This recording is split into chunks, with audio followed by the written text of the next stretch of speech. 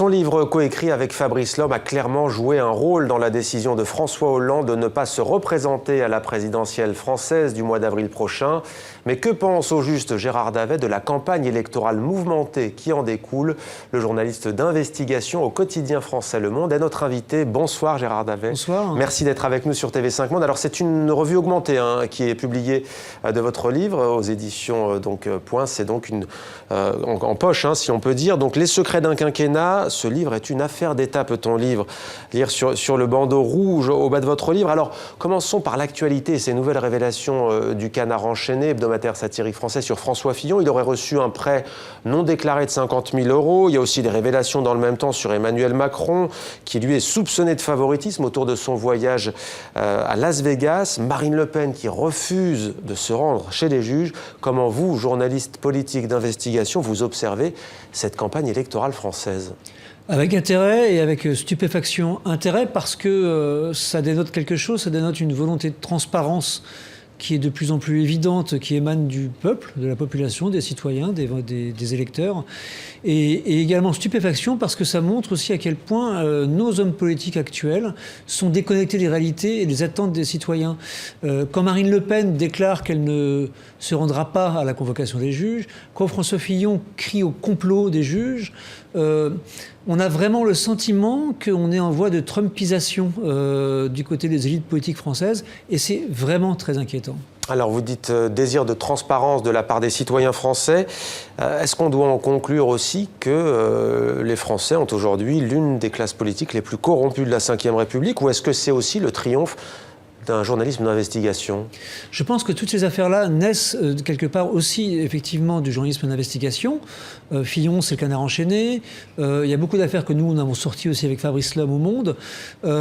Mais je pense qu'il y a aussi vraiment une volonté de transparence. Et ça, les hommes politiques et les femmes politiques ne l'ont pas intégré.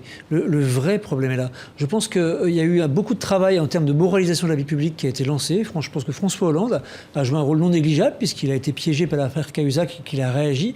Mais aujourd'hui, on n'a pas encore une démocratie mature. Donc c'est vraiment très inquiétant. Et moi, c'est vraiment quelque chose qui me pose problème et qui m'inquiète profondément. Alors il y a quelque chose qui pose problème à ces femmes et à ces hommes politiques qui sont incriminés par ces scandales. Parfois, pas tous, mais certains dénoncent la violation du secret de l'instruction. C'est quelque chose que vous vous êtes souvent entendu dire. C'est un fait, non ? Oui, mais je rappelle à chaque fois aussi que les journalistes, comme vous et moi, ne sont soumis à aucun secret. Au contraire, notre travail, c'est d'aller chercher les secrets et de les sortir et de les révéler pour l'intérêt général. Donc, moi, je pense qu'il n'y a vraiment aucune possibilité de nous opposer le moindre secret. À nous, ensuite, au cas par cas, de faire en sorte que ce que nous écrivons, ce soit quelque chose de citoyen. Voilà, donc c'est aussi simple que ça. Mais si les magistrats donnent les informations, s'il y a violation du secret, c'est que du coup, il y a une dimension politique quand même. Pas forcément. Le magistrat, le policier, l'avocat, le procureur, le citoyen peut donner une information avec une vocation, une volonté évidente de faire bouger les choses. Parfois, ça peut être des lanceurs d'alerte et c'est très sain. Parfois, ce sont des magistrats, parfois, ce sont des avocats.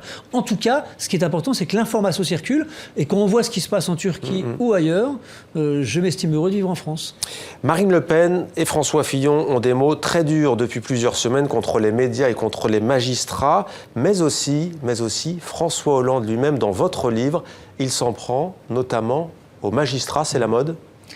C'est la mode, mais c'est très différent. C'est-à-dire que François Hollande, lui, dans cette édition augmentée, qui paraît donc chez Point depuis 2-3 jours et qui connaît déjà un grand succès, nous expliquons comment François Hollande, effectivement, a une vision assez ancienne, déjà, de la magistrature, au sens général, où il dit qu'il y a une espèce de lâcheté qui prévaut chez les magistrats.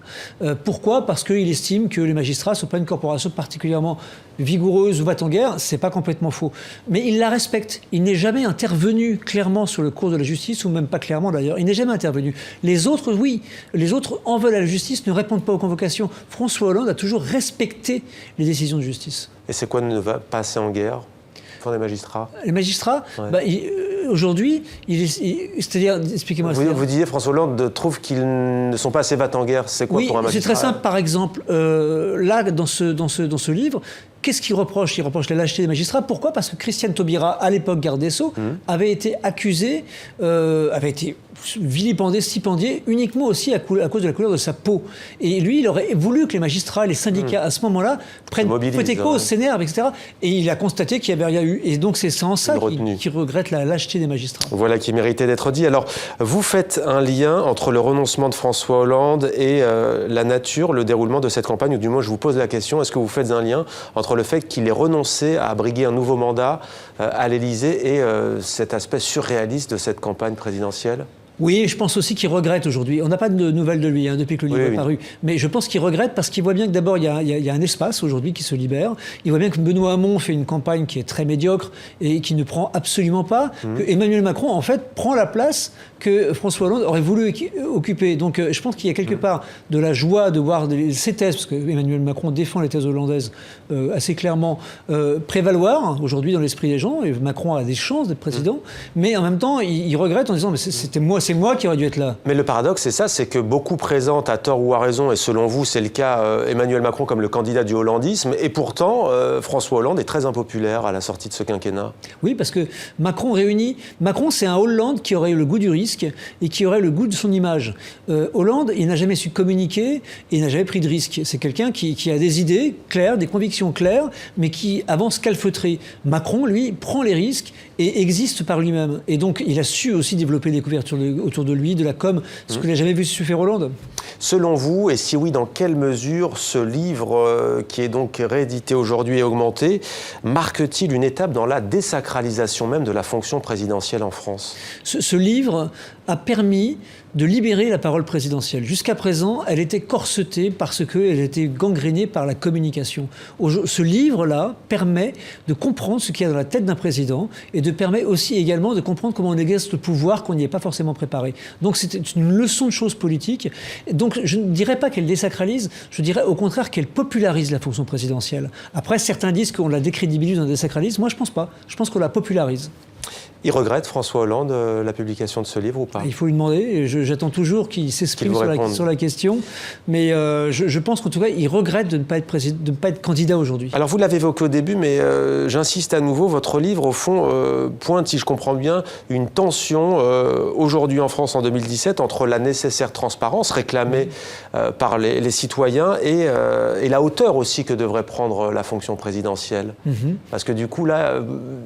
Il désacralise la fonction. Oui, mais moi je pense que dans ce livre, François Hollande... Il n'y a pas que les magistrats, par exemple, il dit les footballeurs, les footballeurs sont des enfants gâtés, quand on sait que c'est un sujet sensible. Je suis d'accord avec vous, mais ce sont quelques phrases qui ont été sorties de ce livre, qui fait 672 pages, en tout cas dans la version... il faut le lire dans son ensemble. Et honnêtement, après avoir lu ce livre, et on fait beaucoup de conférences, on se promène beaucoup un peu partout, les gens nous disent, et les professeurs nous disent, c'est une leçon de choses politiques. D'où l'intérêt de faire un livre en édition poche qui coûte beaucoup moins cher et qui permet aux étudiants de comprendre comment se passe la présidence de la République aujourd'hui, au XXIe siècle, en France. Pour que ce soit plus accessible. Justement, il y a l'histoire de ce SMS aussi. Racontez-nous, François Hollande est en Corrèze, c'est bien cela. Et vous échangez avec Fabrice Lhomme. Racontez-nous la séquence. En fait, nous sommes en Corrèze pour assurer la promotion du livre et expliquer aux Corréziens quelle a été la présidence Hollande. On envoie un SMS au président Hollande. En général, il répond au quart de tour au SMS. Eh bien là, zéro réponse. Nous, on lui envoie un SMS en disant il est peut-être temps de se revoir 6 mois après pour comprendre pourquoi vous avez renoncé et pourquoi ce livre a créé les conditions de cette renonciation. Et on n'a pas eu de réponse. Donc je pense qu'il est toujours un peu touché, touché, blessé, malheureux de ce qui se passe, de ce qui passe en France aujourd'hui, la situation politique.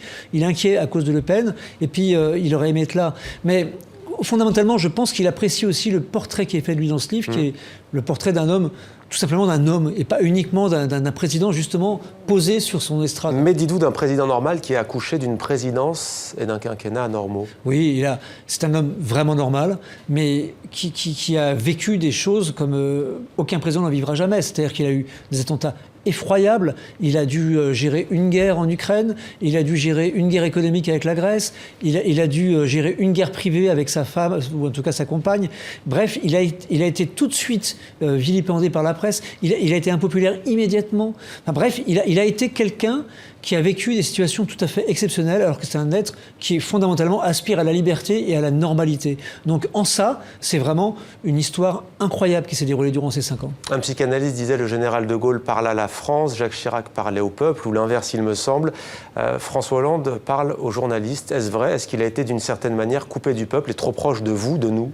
Oui, il a infiniment trop parlé aux journalistes. Il suffisait qu'un micro se tende pour qu'il y réponde. Maintenant, il s'est calmé. Depuis 3-4 mois, il n'apparaît plus. Mais oui, il parlait beaucoup trop. Et il y a eu 3 ou 4 livres avant le nôtre qui sont parus sur Hollande, qui leur parlaient. Donc il a trop parlé sans jamais dire quoi que ce soit d'intéressant forcément ou de frappant. Donc il aurait dû infiniment mieux gérer sa communication et sa parole présidentielle. Mais ça ne reste pas moins qu'il a un bilan et que ce bilan, il fallait aussi le raconter, le décrire, et dans ce livre, il l'est abondamment. Gérard Davet, merci d'avoir répondu à nos questions. Livre coécrit avec Fabrice Lhomme. Un président ne devrait pas dire ça, les secrets d'un quinquennat. Ce livre est une affaire d'État, c'est aux éditions Point. Merci à vous. Merci à vous.